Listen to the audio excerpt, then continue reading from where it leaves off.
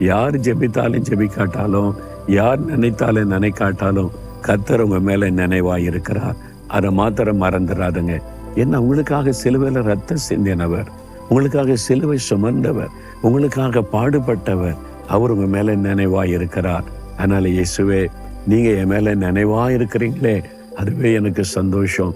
என்னை நினைச்சிருக்கிறீங்களே, அதுக்காக ஸ்தோத்திரம்னு துதிச்சு பாருங்க. உள்ளத்துல சந்தோஷம் வந்துடும். இவங்கெல்லாம் என்ன மறந்துட்டாங்க, ஏன்னா எவ்வளோ அவங்கள நேசிச்சேன், உதவியெல்லாம் செய்தேன், என்னை மறந்துட்டாங்கன்னு வருத்தப்படாதங்க. மனிதர்கள் எல்லாரையும் எல்லா காரியத்தையும் நினைவில் வைத்துக் கொள்ள முடியாது. ஆனா ஆண்டவர் தான் நம்ம எப்பொழுது நினைக்கிறவர். அதை நினைச்சு சந்தோஷப்படுங்க. இருதயத்துல கை வைத்து சொல்லுங்க, ஆண்டவரே, யார் என்னை மறந்தாலும் நீங்க என் மேல நினைவா இருக்கிறீங்களே, அது ஒன்னே எனக்கு போதும். ஆண்டவரே, என்னை எப்பவுமே நினைக்கிறீங்க, எனக்காக சிலுவையில மறித்தீங்க, என்னை ஆறுதல் படுத்துறீங்க.